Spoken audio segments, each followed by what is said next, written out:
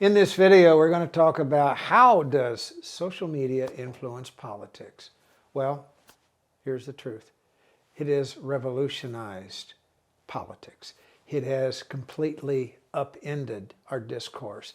I'm going to tell you why that's happened. I'm going to tell you about the tools that are used. Now, here's the kicker. If you want to influence politics in your own way, you need to stick with me till the end of this video, because what I'm going to share with you will make you really good at it. We'll start with the simple here. There is the what, there is the how, there is the means, and then there is how you use it to advance a cause or start a movement. Stick with me, because this is vital information to understanding how social media is used to influence politics.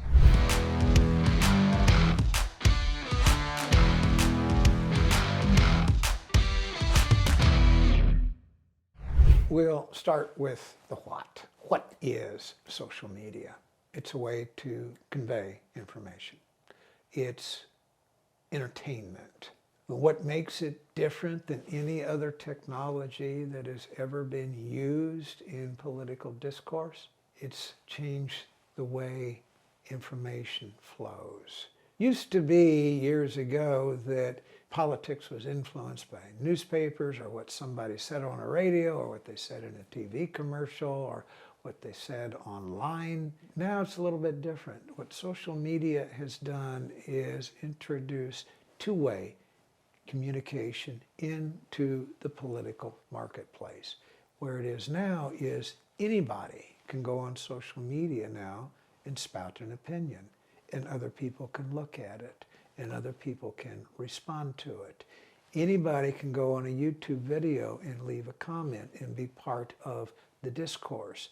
This makes it much easier for people to find like-minded people than it has ever been in politics, and this is one of the reasons it has revolutionized politics, not only in the United States, but in democracies around the world. Now, I mentioned it's information. Now, how is this information used on social media? It's used to cajole, convince, or disgust, or make people feel repulsed. It is used to trigger one of the 7 human emotions: fear, anger, sadness, disgust, contempt, surprise, happiness, which is another word for hope. Now, part of this is the secret of making your social media post and the stuff that you put on social media. If you can trigger one of the 7 human emotions, you will trigger a reaction from the person who has seen it. And as a result of you triggering one of the 7 human emotions, they're more likely to react to it and do something as a result of what you say. The masters of the craft of social media are also experts in triggering human emotions. That's what makes it work. That's what makes it spread. That's what attracts people to certain candidates. That's what drives people away from certain candidates. Next, let's talk about the means. Well, the means. It's words. It's video that also has words. It's words that go into music. It's words and pictures, which we call memes. All of these are now legitimate ways to post on social media. Now, to make them more effective, words, in fact, are the most powerful drug humankind has ever known. But words combined with pictures and images, or words incorporated into music, or words incorporated into video, make it extraordinarily powerful, because you're not only using that to trigger emotions, but you're also triggering things in the mind of the viewers with the words and the way, places where you take them with your adroit use of the words. There may be new technology coming that will expand, but those are the common means that are used to trigger human emotions in social media. Let's talk about the modern day tools. What I call the big six: Facebook, Instagram, TikTok, YouTube, LinkedIn, Twitter, what they now call X. Those are the big ones used to influence American political discourse. Now, here's the truth. Some of these were not even around or used 5 years ago, 20 years ago. None of them were in the shape that they are today. What will happen going forward is one of these may fade in its influence and a new kid will emerge on the block. There is no law that says that you can't watch what other people are doing and do what they're doing if it's a good software to use to disseminate a message or influence the way voters vote. Each one of these has its own unique audience. And here's a point about this in a political campaign. TikTok tends to be used by younger voters. Facebook is now for older voters.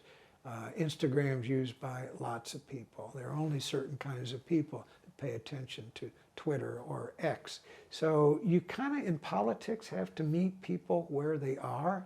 Now, if you're only talking to young people, right now your gravy is in TikTok. But if you're running in a political campaign and you're trying to reach various different segments of the electorate, you can't do just one of them. You got to do all of them. So right now, like I say, those are the big six, but you got to watch emerging technology because there will someday be a new kid on the block. Oh, before I continue, I've just finished a new book, The 12 Essential Steps to Take to Prepare for a Political Campaign. And if you got a political campaign in the back of your mind or you're thinking about running someday, you need that book because we talk about social media in that book. It's yours and it's free. Just go to the link underneath this video. Now, we talked about what it is, how it's used, the means, and the big six. Now let's talk about you. You have enormous power at the tips of your fingers. Social media has been used to start revolutions. It has been used to bring peace to a region. It is now used to affect the way countries operate in democracies. It affects the way people vote. It triggers their emotions to behave in a certain way where they would not have been triggered that way before social media existed. It can be used for good. It can be used for evil. Now, how you use it is up to you.